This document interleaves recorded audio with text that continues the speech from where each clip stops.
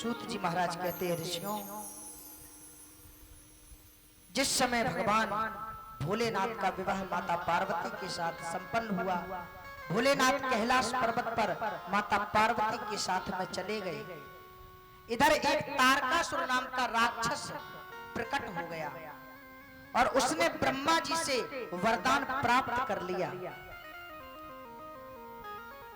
कि हे ब्रह्मा जी, जो शिव के अंश से पुत्र पैदा हो, उस पुत्र से मेरी मृत्यु होना चाहिए और त्रिलोकी में किसी के द्वारा मेरी मृत्यु न हो। ऐसा वरदान आज तारकासुर ने ब्रह्मा जी से प्राप्त कर लिया।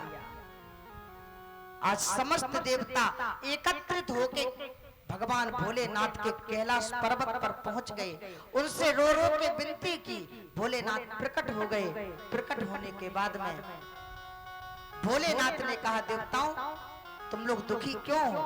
देवताओं ने बताया, भोलेनाथ, एक तारकासुर नाम का राक्षस प्रकट हो गया है और वो आपके अंश से जो संतान पैदा होगी, उस संतान से उस राक्षस की मृत्यु होगी। इसलिए हे भोलेनाथ, कृपा कर दीजिए, दया कर दीजिए। भोलेनाथ ने कहा कि संतान पैदा करने के लिए भोगी बनना पड़ेगा और मैं तो योगी हूं। योगी, जटिल अकाम मन, नगन अमंगल वेश। भगवान भोलेनाथ का स्वरूप योगियों का है। और भोलेनाथ ने कहा, भोगी बनने के लिए हे विष्णु, जिस प्रकार समुद्र मंथन के समय तुमने एक अवतार लिया था, याद है आपको? जिस समय समुद्र मंथन हुआ था, उस समय भगवान विष्णु ने मोहिनी रूप बनाया था। भोलेनाथ ने कहा, विष्णु भगवान, अगर तुम मेरी मदद कर दो तो मेरे अंश से एक पुत्र पैदा हो सकता है, क्योंकि माता पार्वती को श्राप लगा हुआ था। श्राप कब लगा था पता है आपको? अभी आगे की कथा में आपको बताऊंगा। ऋषियों के श्राप से माता पार्वती के गर्भ से कोई संतान पैदा नहीं होनी थी।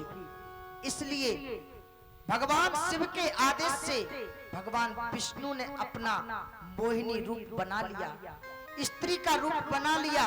और जब स्त्री का रूप बनाया तो कहते हैं, भोलेनाथ के लीला करते हुए उनका अंश पृथ्वी पर गिर पड़ा। भोलेनाथ ने अग्निदेव को आदेश दिया। उस अग्निदेव ने अपने मुख में भगवान के शिव के तेज को रख लिया और कहते हैं, जैसे ही भगवान भोलेनाथ के अंश को उस अग्निदेव ने अपने मुख में रखा, घबरा गए अग्निदेव और भगवान से प्रार्थना करने लगे, हे शंकर शिवा पुत्रा गता सर्वा प्रभुगणा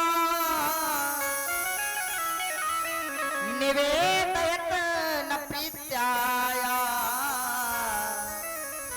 दुखीता नैव कृपालयम्। और कहते हैं अग्निदेव, देव देव महासेना मूडो हम तव सेवका क्षमस्व में अपराधम ही ममता हम निवारया। अग्निदेव कहते हैं, हे स्वामी, मैं इस लायक नहीं था कि आपके तेज को मैं अपने मुख में रख सकूं, लेकिन जब आपका आदेश हुआ तो मुझे इस तेज को मुझे अपने मुख में रखना पड़ गया। और कहते हैं, भगवान शिव ने कहा कि इस अंश को हे अग्निदेव सीधे गंगा के गर्भ में स्थापित कर देना जाके।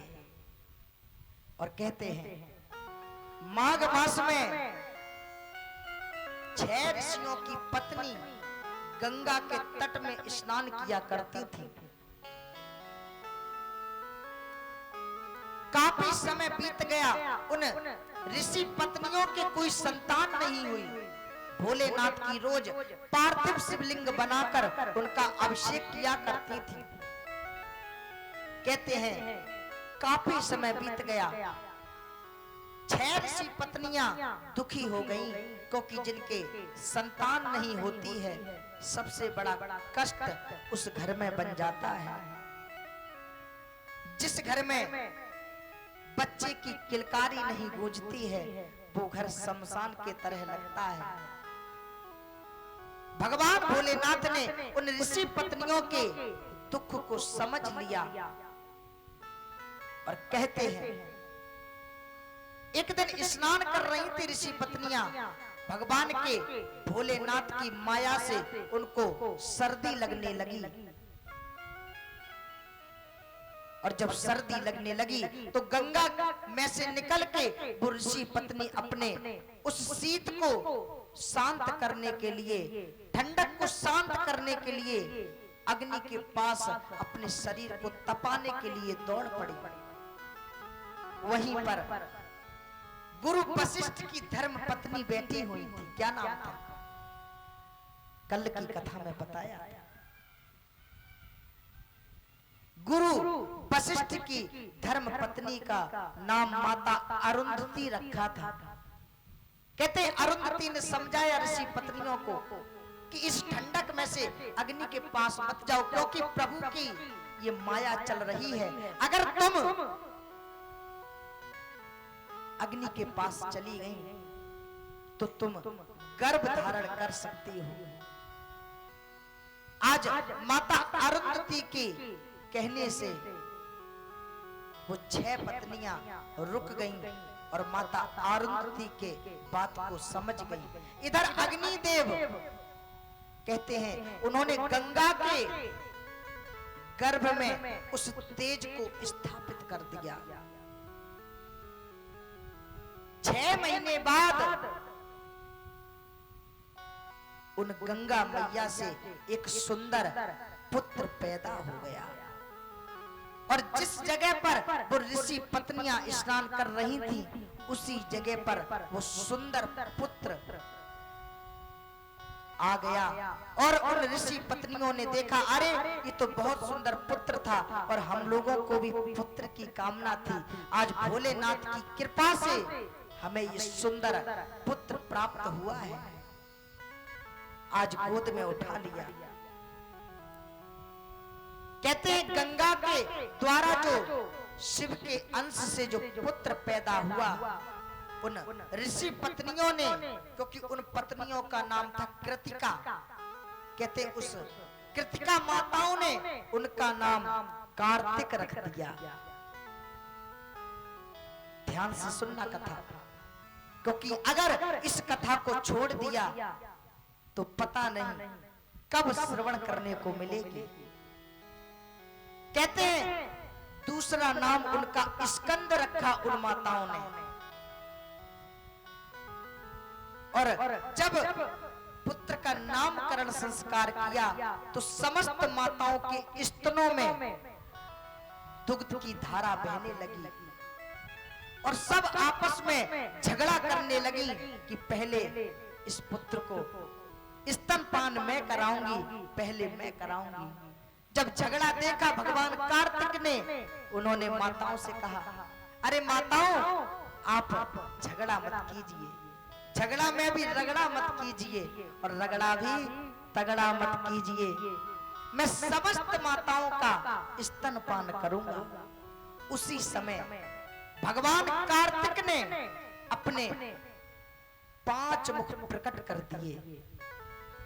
एक मुख पहले था और 5 मुख उन्होंने और प्रकट किए तो कितने मुख हो गए? जब 6 मुख भगवान कार्तिक के हो गए, उसी समय उन कृतिका माताओं ने उनका एक नाम और रख दिया। कहने लगे, बेटा तुमने 6 मुख के द्वारा हम 6 माताओं के स्तनपान किए हैं, इसलिए आज से तुम्हारा नाम सडानन होगा।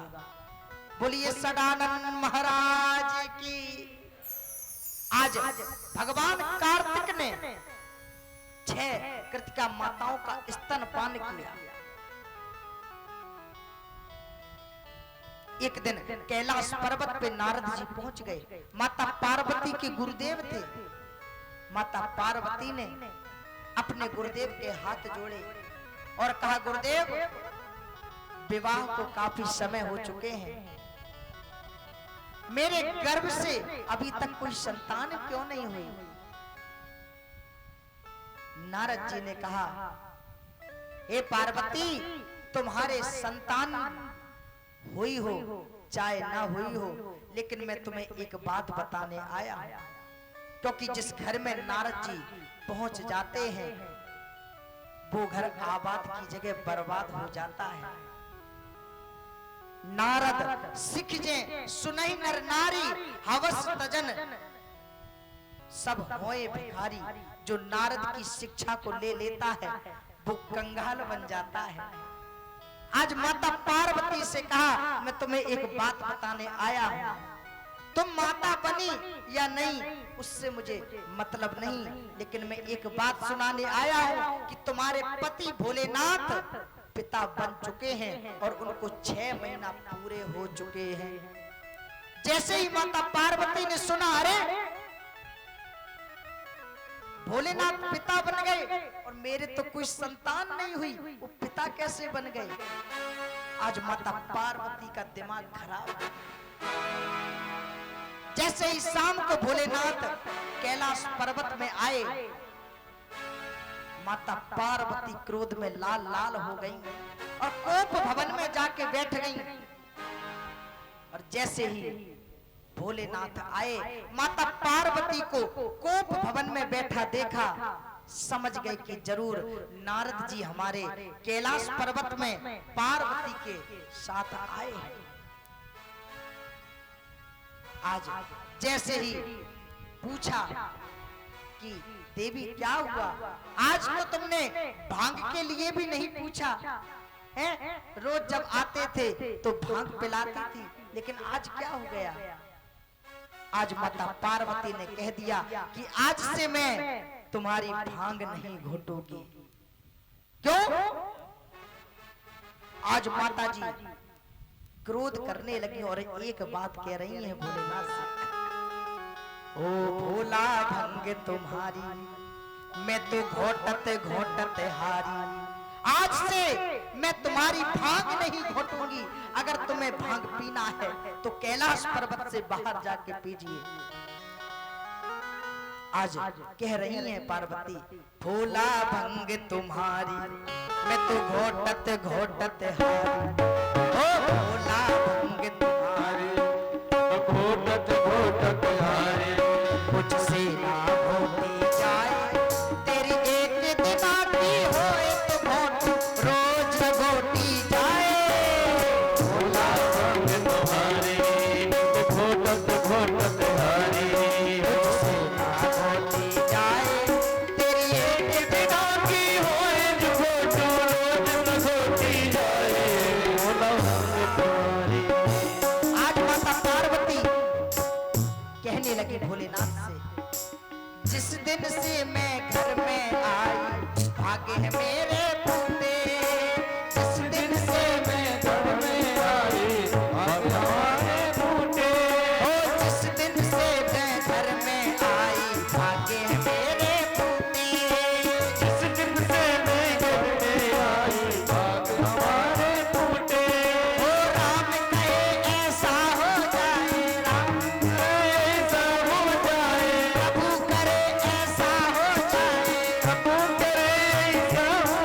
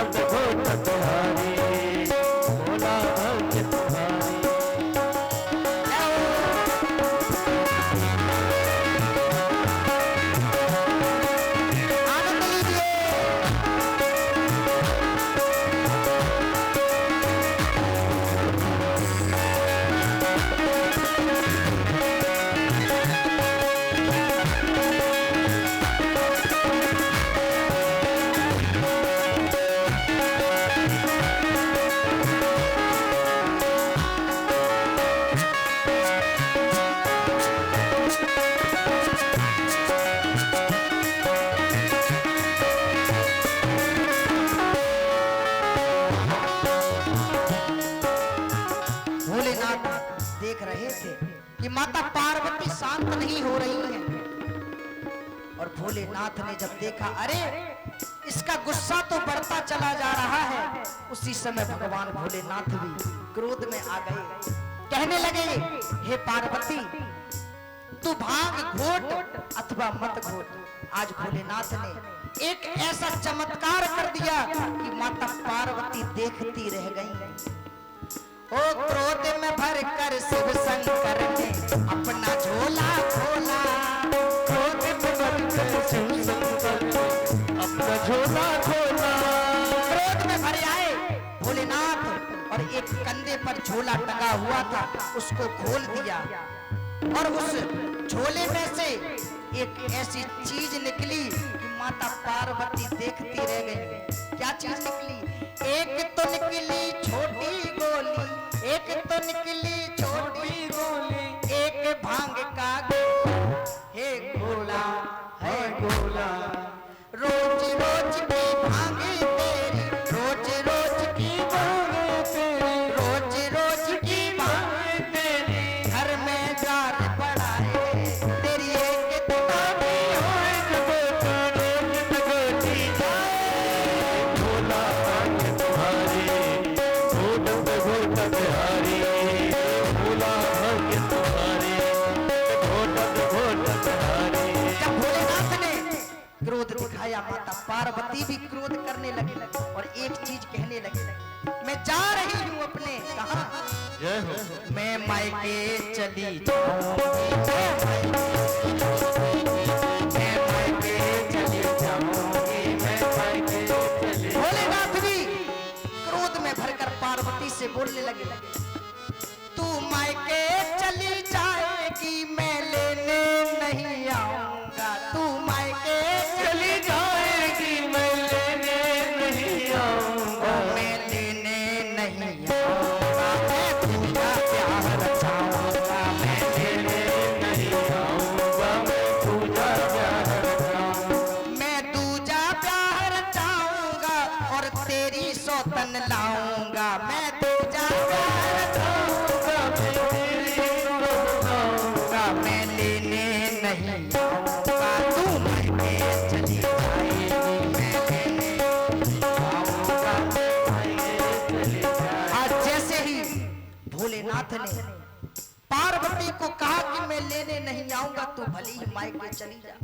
आज पार्वती जी घबरा गई और उनका गुस्सा शांत हो गया और हाथ जोड़ के कहने लगी, बाली उमरिया नाजुक कमरिया सुन ओ डमरू वाले।